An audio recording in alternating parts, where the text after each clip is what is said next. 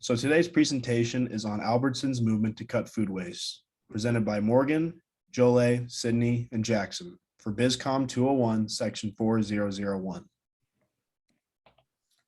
During these slides, we're going to cover the business opportunity, different alternatives, and which one we chose, the risks associated with this project, the different strategies and cost effective, and wrapping up with a summary report.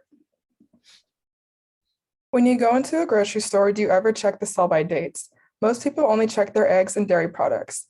Grocery stores have a certain date which they are not allowed to sell items past. This leads to many grocery stores throwing out the food or giving it away to local food shelters. However, there is sometimes a risk when donating products, as it can cause food poisoning from expired food items. About 30% of food in America is thrown away.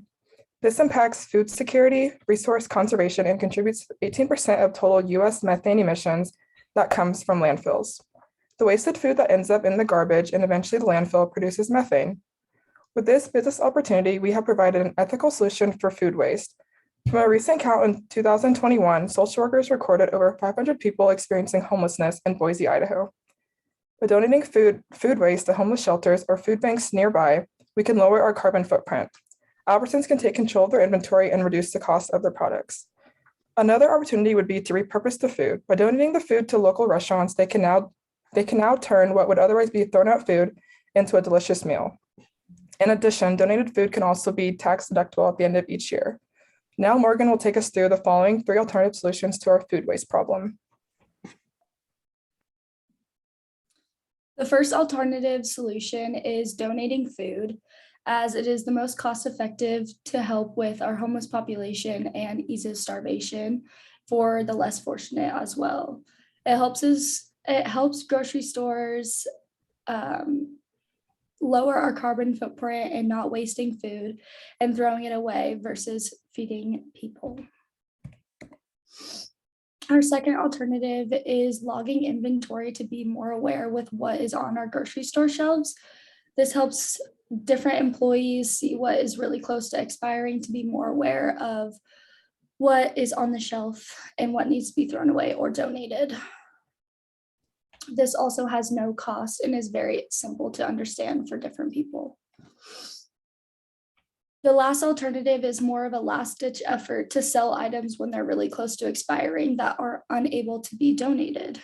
Moving items around within the grocery store are more eye-catching to different customers and makes them want to buy it even if they're not on the grocery list. And now Jolie is going to talk about recommendation and rationale. For the recommendation and rationale of the problem, there are many ways that we can solve this problem that we've been discussing of restaurant food being wasted. In the last section, we talked about 3 different solutions to reducing that waste and being able to give to others. Along with doing this comes some risk and problems that we must be careful about while executing this project. Since we will be either selling or donating close to expired food to try and reduce waste, we need to be cautious making sure that the food has been taken care of during the process or has not gone bad. This project would not be successful if people were getting sick from the foods that were being sold. Some foods that we would have to worry about are meat, dairy products, and fruits and vegetables. According to the CDC, about 48 million people get sick from foodborne illnesses each year from rancid meat and raw fruits and vegetables. Next, Jackson will talk to you about the implementation plan.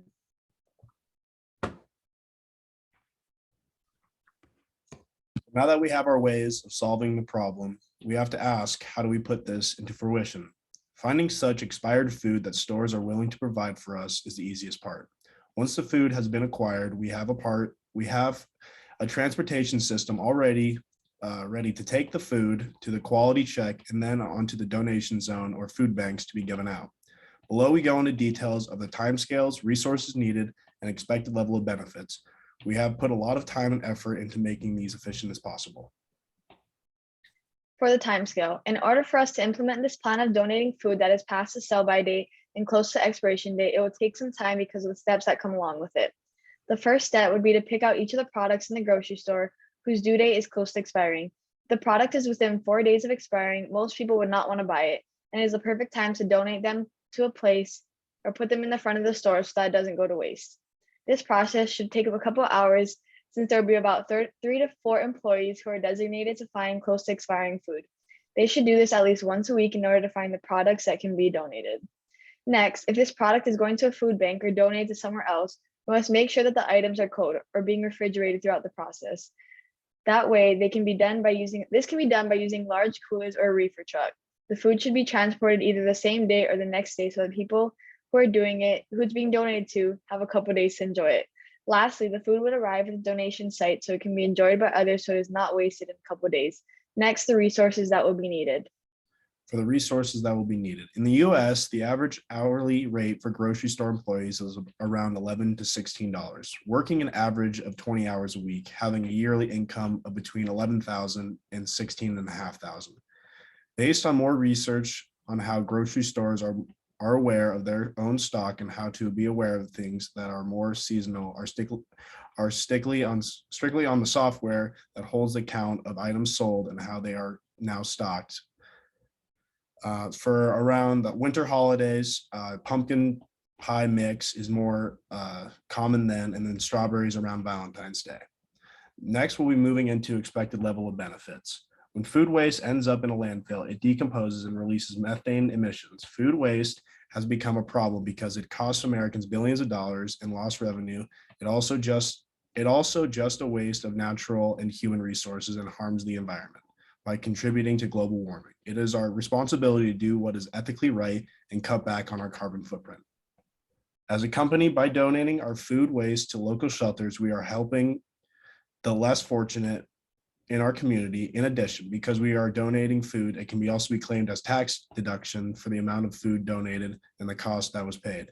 As a result, tax deductions can lower the amount of tax that can have to pay. So moving into our conclusion, as the amount of food waste in grocery stores rises in the United States, we thought of an idea to help fight it. We spent many hours and days researching the ways we can make a difference in a business sense. Our idea is not only cost efficient, but it also has potential to be a major part in the fight of starvation in the US. From the beginning, we went into great detail about problems facing grocery stores. From that point, we thought of the generous donations received from local Albertsons that donate to Boise State University's food pantry every Monday. After researching many alternatives, we made the realization that donating is the only viable solution to our main food waste problem, and was the most time efficient for our customers so food won't be wasted and thrown away.